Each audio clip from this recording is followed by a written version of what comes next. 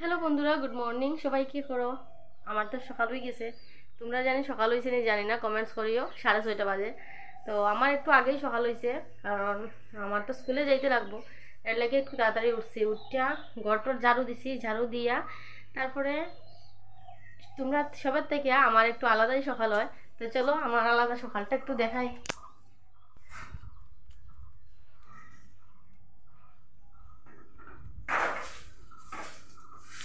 এই দেখো আমার আলাদা সকাল।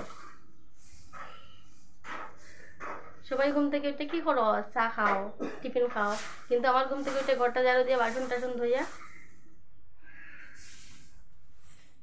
দেখছো এখানে বয়েছি ডাল আর এখানে ভাত বয়েছি। তো এইভাবেই আমার সকাল হয় ঘুম থেকে ওঠার পরে। আর ডাল বয়েছি, ভাত বয়েছি। ওখানে একটু করলা লইমু, করলা ভাজা করমু ডাইলের সঙ্গে। কারণ হয়তো তোমরা কইতে পারো যে এত সকাল সকাল রান্নার কি কারণ। তো কারণটা কই তোমরা। আমি তো যাইম গিয়ে সকালবেলা স্কুলে, আইতে আইতে 11:30 বাজে যাইব। আর আমার মেয়ের স্কুল হয়েছে 11টার থেকে। তো তাই 10:30টার সময় যায় গিয়া।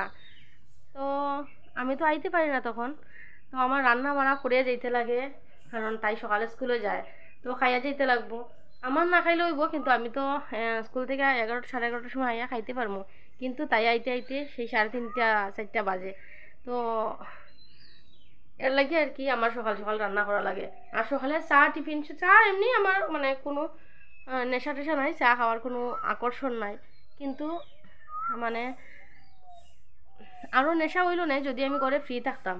সকালবেলা তো ব্যস্ত থাকি, ঘুম থেকে উঠতেই করে টুকটাক কাজ করিয়া, বাসি কাজ করিয়া তারপর স্কুলে যেতে লাগে। তো আমি যদি চা খাওয়ানোর সময় কিছুটা সময় ব্যয় করিলাই, তো আমার যাইতে লেট হয়ে যাইব। আর মানে সব কিছু তো টাইমের মধ্যে হওয়া দরকার। তো স্কুলের টাইম 7টার সময়, তো আমি 7:30টার সময় যাই। কারণ হচ্ছে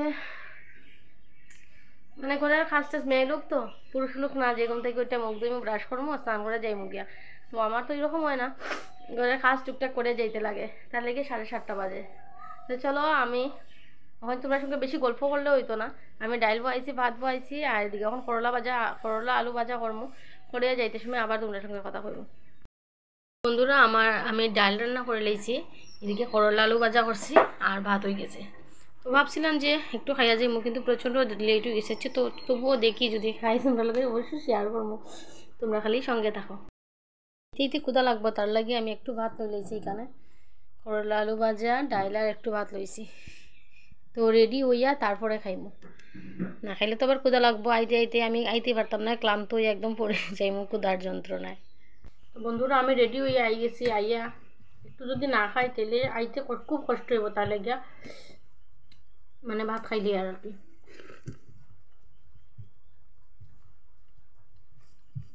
কারণ সকালে তো চাটা খাই না, আর আইতে আইতে অনেকটা বেলা হয়ে যায়। আর যদি না খাই তাইলে মানে আমি খাওয়ানোর জুড়েই আছে এক কথায়।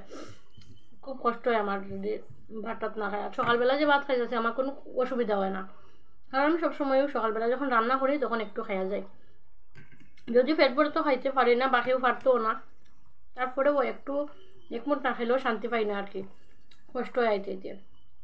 তো চলো যাইছি, মা আবার কথা হইব। সকালবেলা মনে হয় আমি পায়ে গাড়ি লাগাই দিই, এর লাগিয়া আমার মানে এত তাড়াহুড়া করেও কাজ করতে পারি। আর এটা কিন্তু প্রত্যেক দিনের রুটিন। যেটা আজকে ভিডিও করছি, এটা আমার প্রত্যেক দিনের রুটিন। সব দিনই আমার এরকম তাড়াহুড়া করে যাইতে লাগে স্কুলে। জাস্ট আজকে আর কি তোমরা কাছে মানে মানে ভিডিওটা করিয়া তোমরা কাছে পাঠাইছি এটাও। তো ভিডিওটা কীরকম লাগছে অবশ্যই কইও। যে মানে এত তাড়াহুড়োর মধ্যে ঠিকভাবে ভিডিও করা যায় না, ঠিকভাবে মানে সবসময় ঠিকভাবে কথা কোয়া যায় না আর কি। তো যা যা মুখে আইছে তা কইছি, যা মনের ভিতরে আছে, যা আমার মানে সবসময় হয় এটি আমি কথা কইছি। তো ভিডিওটা কীরকম লাগছে অবশ্যই কইও। ভালো লাগলে লাইক কমেন্ট শেয়ার সাবস্ক্রাইব করে দিও। কারণ আর যদি ফেসবুক থেকে দেখে থাকো তাহলে ফলো করিও রাখো। যদি ইউটিউব থেকে দেখে থাকো সাবস্ক্রাইব করে পাশে থাকা বেল আইকনটা অবশ্যই অন করে রাখো। আজকে আর বেশি কথা কইতাম না, তার কারণ হয়েছে যদি আমি তোমরা লোকে বেশি কথা কই তাইলে আমার স্কুলের দেরি হয়ে যাইব। এর লাগিয়ে আমি খুব তাড়াতাড়ির মধ্যে ভিডিওটা শেষ করছি। তো সবাই ভালো থাকো, সুস্থ থাকো, টাটা।